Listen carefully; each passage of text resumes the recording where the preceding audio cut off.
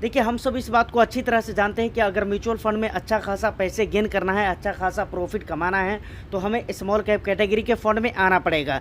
इसमें कोई दो राय नहीं है और इस बात से कोई भी इनकार नहीं कर सकता है।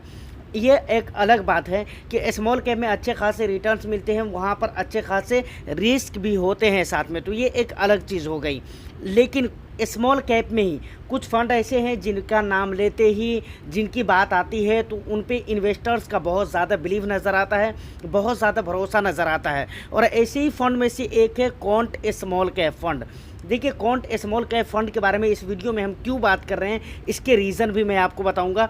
निपॉन के बारे में भी बात करेंगे और भी बहुत सारी चीज़ जो बहुत इम्पोर्टेंट बात है कि आखिर क्यों इतना ज़्यादा ग्रो हो रहा है quant small cap fund, investors क्यों इतनी दिलचस्पी दिखला रहे हैं। इसके अलावा Nippon India small cap fund को लेकर भी हम कुछ ज़रूरी बात करेंगे, तो वीडियो बहुत ही इंपॉर्टेंट होने वाली है।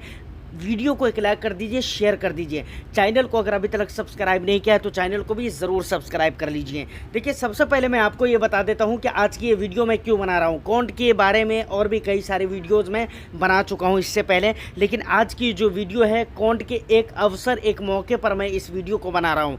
असल में मौका ये है कि क्वांट म्यूचुअल फंड हाउस जो है, ये म्यूचुअल फंड हाउस की मैं बात कर रहा हूँ, म्यूचुअल फंड की बात नहीं कर रहा हूँ, किसी एक फंड की बात नहीं कर रहा हूँ क्वांट के, बल्कि क्वांट म्यूचुअल फंड हाउस की मैं बात कर रहा हूँ। इसके टोटल AUM 50,000 करोड़ के हो चुके हैं, तो इसके लिए हम बात कर रहे हैं और इसलिए मैं इस वीडियो को बना रहा हूँ। अब यहाँ पर हो सकता है आपके मन में एक सवाल आ रहा हो कि आखिर किसी भी क्वांट की हम बात नहीं करते हैं, क्वांट हो, निपॉन हो, SBI हो, HDFC हो, ICICI हो या इसके अलावा कोई भी हो, अगर कोई भी म्यूचुअल फंड हाउस उसके टोटल AUM, अगर उसके टोटल फंड साइज अगर बड़ा हो रहे हैं, तो इससे इन्वेस्टर्स को क्या फ़ायदा है या फिर हमको क्या फ़ायदा है। मान कर चलिए कि आपने क्वांट के स्मॉल कैप फंड में इन्वेस्टमेंट किया है, तो आपके मन में ये सवाल तो आएगा ना भाई कि मैंने क्वांट के स्मॉल कैप में इन्वेस्ट किया है, तो मुझे उसके स्मॉल कैप से लेना देना है, पूरी कंपनी से क्या लेना देना है और पूरी म्यूचुअल फंड हाउस से क्या लेना देना। क्वांट कहीं भी चला जाए, हमको तो एक फ़ंड से मतलब है। लेकिन सुनिए, यहाँ पर क्यों लेना देना है, इसका सबसे बड़ा रीज़न है कि जब कोई भी म्यूचुअल फंड हाउस, कोई भी म्यूचुअल फंड कंपनी जब ग्रो करती है तो उस पर इन्वेस्टर्स का बिलीव आता है। इन्वेस्टर्स का बिलीव क्यों बनता है, इसका रीज़न है, अगर कोई भी कंपनी, मान कर चलिए अभी हम क्वांट की बात कर रहे हैं कि क्वांट इतना ज़्यादा ग्रो कर गया है। अब ये सुनकर आपको समझ में आ रहा होगा कि भाई कितना ज़्यादा ग्रो कर गया, जबकि अगर इसका पहला रिकॉर्ड उठा कर देखें, 2019 का रिकॉर्ड देखें, 2018 का देखें, 2018, 19 और मार्च में भी देखें, मार्च 20 से पहले आप रिकॉर्ड उठा कर देखें तो क्वांट म्यूचुअल फंड पूरी AMC का बुरा हाल था। लेकिन मार्च 2020 के बाद अलग ही सिचुएशन हो गए और अलग ही कंडीशन हो गए, उल्टी गंगा बहने लगी। जब कोविड का सिचुएशन हुआ था, जब कोविड फैला हुआ था, उस टाइम पे पूरी मार्केट गिर रही थी, लेकिन क्वांट की कहानी अलग हो गई। आपको बिलीव नहीं होगा कि क्वांट उसी टाइम से अच्छा खासा परफॉर्म करने लगा। इन्वेस्टर्स के बहुत ज़्यादा इन्फ्लो उसमें आने लगे, पैसे उसमें इन्वेस्टमेंट करने लगे इन्वेस्टर्स, और वहीं से उसकी कहानी हिट हो जाती है और वहीं से क्वांट स्मॉल कैप फंड एक स्मॉल कैप कैटेगरी का राजा फंड हो जाता है। दूसरी बात, क्वांट के दूसरे भी म्यूचुअल फंड को देख लीजिए, किसी भी कैटेगरी के हो, उनके रिजल्ट बहुत ही अच्छे नज़र आते हैं। तो कहने का मेरा मतलब ये है कि देखिए, इन्वेस्टर को ये ट्रस्ट हो रहा है कि भाई ये ग्रो कर रहा है, क्वांट अपने आप को ग्रो कर रहा है। अच्छा, अब क्वांट स्मॉल कैप फंड हो या क्वांट के दूसरे भी फंड हो, आखिर 2020 के बाद क्यों इतने ज़्यादा ग्रोथ वहाँ पर देखने को मिलने लगा, इसका सबसे बड़ा रीज़न है, देखिए कहीं पर भी हो, किसी भी फील्ड में हो, इम्प्रूवमेंट दिन ब दिन बहुत ज़रूरी है कि आप क्या इम्प्रूव कर रहे हैं अपने आप में या अपने प्रोडक्ट में, अपने चीज़ों में, अपने किसी भी मतलब सेटअप में या फिर किसी भी बिजनेस में इम्प्रूवमेंट बहुत ही ज़रूरी है। और क्वांट म्यूचुअल फंड हाउस की अगर बात की जाए तो 2020 से पहले बहुत ही बुरा हाल था। मैंने आपको बताया, ये रिकॉर्ड आपको ET मनी पर भी मिल जाएगा, आप उस वेबसाइट पर जाकर पढ़ें क्या हाल था mutual fund, quant mutual fund house का। लेकिन उसके बाद मार्च 2020 के बाद बहुत अच्छा, क्योंकि इम्प्रूवमेंट यहाँ पर होने लगा। क्वांट स्मॉल कैप फंड की अगर बात कर लीजिए तो वहाँ पर आपको दिखेगा कि इसके टर्नओवर रेशियो बहुत ज़्यादा रहते हैं। रीज़न क्या है, टर्नओवर रेशियो ये दर्शाता है किसी भी फंड का फंड मैनेजर उस पोर्टफोलियो में, उस फंड की पोर्टफोलियो में कितने ज़्यादा चेंजेस कर रहा है। लेकिन कॉन्ट की यहाँ पर बात की जाए तो भाई इतने चेंजेस होते रहते हैं। क्यों? क्योंकि एक्सपेरिमेंट चलता रहता है फंड मैनेजर का। उनको ये समझ में आना चाहिए और उनको हमेशा उनकी कोशिश ये रहती है कि भाई बेटर रिटर्न्स कहाँ पर मिल सकता है। कोई कंपनी में इन्वेस्टमेंट करना शुरू किया, अपने एसेट का कुछ हिस्सा, रिजल्ट अगर पॉजिटिव आया, अच्छा आया तो ठीक है कंटिन्यू करते हैं, नहीं तो फ़ौरन उसे चेंज कर देते हैं कुछ ही दिनों के बाद।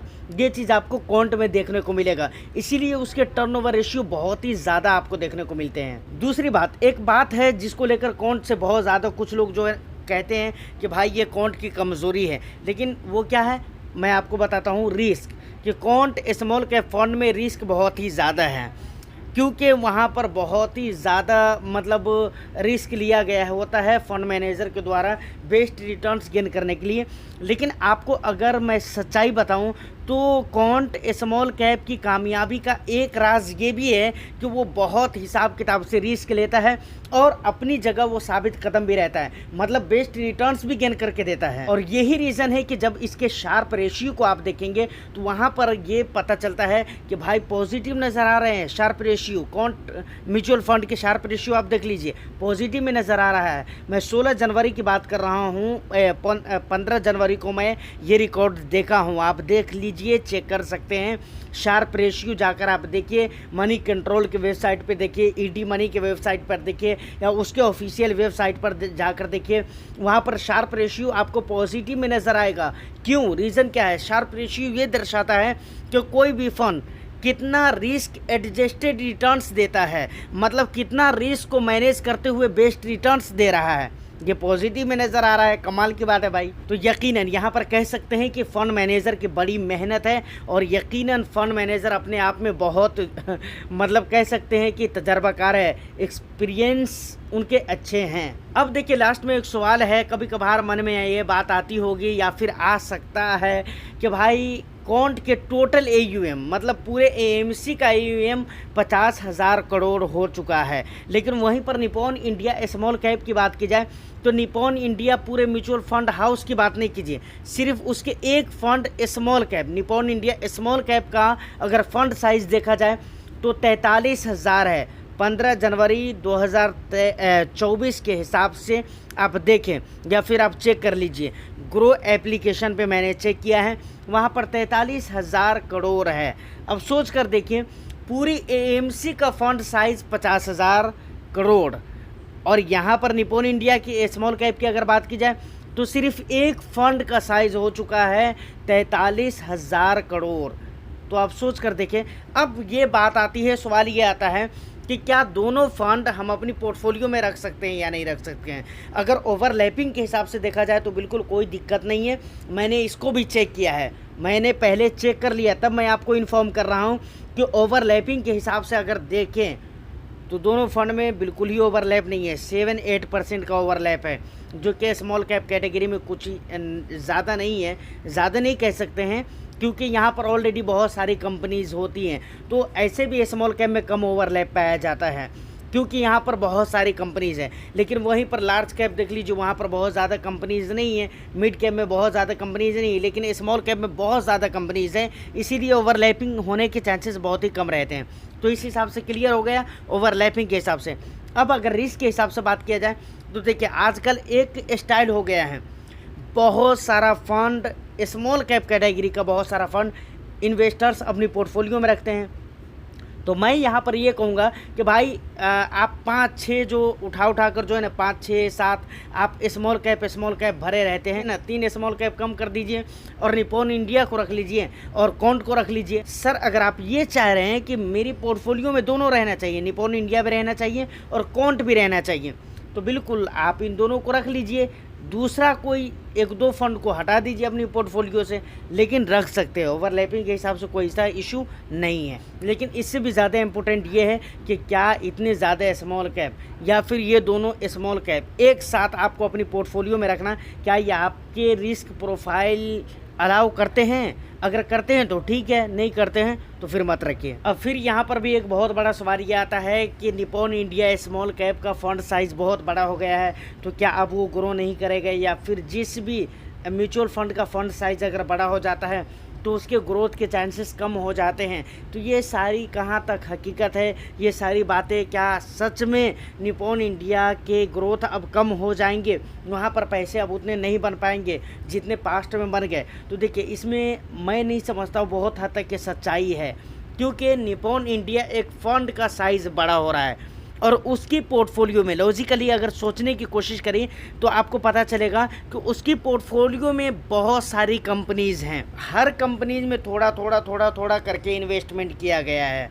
तो अब यहाँ पर ये मैं आपको कहना चाह रहा हूँ कि सिर्फ एक फ़ंड बड़ा हो रहा है, लेकिन इसका ये मतलब नहीं कि उसकी पोर्टफोलियो में जितने भी कंपनीज हैं वो सारी कंपनीज बड़ी हो गई। बहुत सारी कंपनी अभी भी ऐसी होगी जो बहुत ही स्मॉल होगी, बहुत ही छोटी होगी। तो यहाँ पर ये मतलब नहीं होता है कि फंड साइज अगर बड़ा हो गया है तो फंड का ग्रोथ अब रुक जाएगा, क्योंकि उसकी पोर्टफोलियो में अभी बहुत सारी कंपनीज है जिनको ग्रो होना बाकी है, जो और भी बहुत ज़्यादा ग्रो करेगी। तो जब वो कंपनी ग्रो करेगी तो यकीनन इस फंड का ग्रोथ तो और भी होगा ही।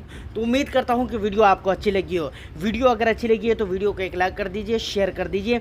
चैनल को अगर अभी तक सब्सक्राइब नहीं किया तो चैनल को भी ज़रूर सब्सक्राइब कर लें। मैं फिर मिलता हूँ किसी नेक्स्ट वीडियो में, जब तक के लिए all the best. Thank you for watching.